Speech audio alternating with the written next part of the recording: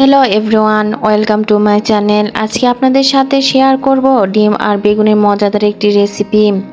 আশা করি আমার ভিডিওটি ভালো লাগবে, আর ভালো লাগলে প্লিজ আমার চ্যানেলটি সাবস্ক্রাইব করবেন আর আমার পাশেই থাকবেন। এখানে 4টি বেগুন মাঝখানে ফালি করে কেটে নিয়েছি এবং বেগুনের দুই পাশে কুচি করে নিয়েছি। ভালো করে দেখুন, আপনারা বুঝতে পারবেন আমি কিভাবে কুচি করে কেটে নিয়েছি। ভাজার জন্য প্যানে পরিমাণ মতো তেল দিয়ে দিচ্ছি সামান্য লবণ আর হলুদ। তেল গরম হলে দিয়ে দিব ডিম সিদ্ধ। আমি এখানে 3টি ডিম সিদ্ধ করে নিয়েছি। ডিমগুলোর মাঝখানে কেটে নিয়েছি। আপনারা চাইলে গোটা ডিম দিয়ে রান্না করতে পারবেন। ডিমগুলো তেলেতে ভেজে নিব। একটি একটি করে ডিমগুলো তেলেতে দিয়ে দিচ্ছি। ডিম দেওয়ার পর প্যানের ফাঁকা অংশে দিয়ে দিব বেগুনগুলো তেলেতে ভেজে নিব।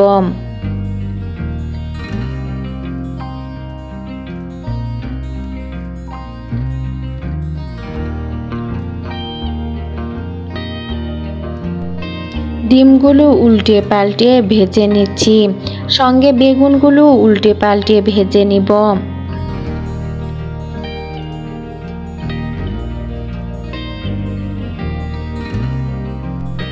ডিম ভাজা হয়ে গিয়েছে, এখন উঠিয়ে নিচ্ছি।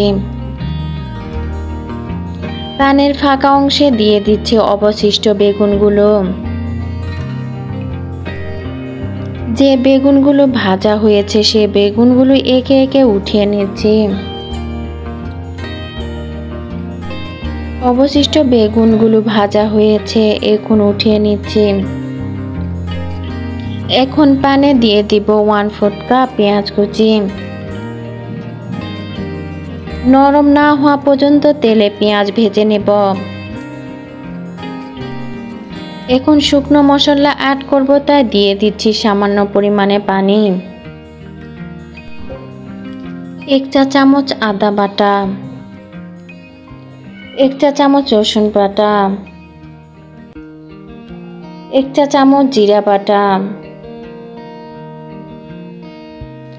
1 চা চামচ লাল মরিচের গুঁড়া, 1/2 চা চামচ হলুদ গুঁড়া, আর দিচ্ছি স্বাদ মতো লবণ। সব উপকরণ ভালো করে মিশিয়ে নিচ্ছি। এখন দিয়ে দিচ্ছি একটি টমেটো কুচি।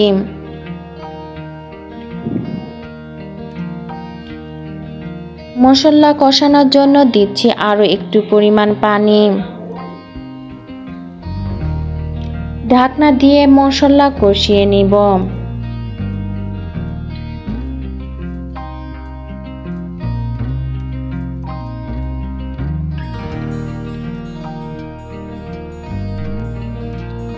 দেখুন মশলার পানি শুকিয়ে গিয়েছে।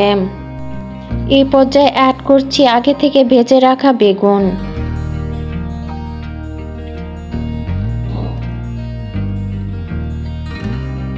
বেগুন মশলার সাথে 1 মিনিটের মতো কষে নিব।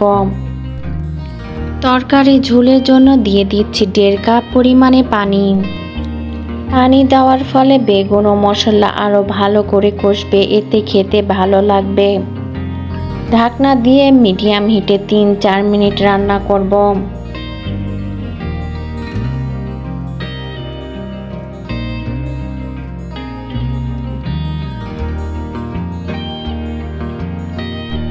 তিন মিনিট পর ঢাকনা খুলে বেগুনগুলো উল্টে পাল্টে দিব, যাতে মশলা বেগুনের ভিতর ভালো করে ঢুকে। এ পর্যায়ে দিয়ে দিচ্ছি ভেজে রাখা ডিমগুলো।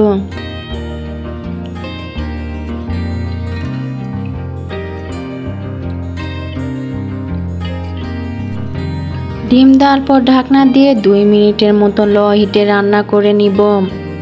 এর ফলে তরকারির ঝোলটা অনেকটা গাঢ় হয়ে যাবে।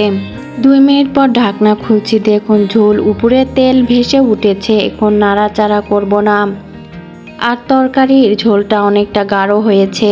এখন নামিয়ে নিব। এভাবে ডিম আর বেগুনের তরকারি রান্না করলে সবাই আঙ্গুল চেটে পুটে খাবে। আজ এই পর্যন্ত। আগামীকাল অন্য কোনো রেসিপি নিয়ে হাজির হব। সেই পর্যন্ত আপনারা সবাই ভালো থাকবেন, আর আমার চ্যানেলটি অবশ্যই সাবস্ক্রাইব করবেন, লাইক করবেন, কমেন্ট করবেন। শেয়ার করবেন আপনাদের ফ্যামিলি ও ফ্রেন্ডের সঙ্গে। আল্লাহ হাফেজ।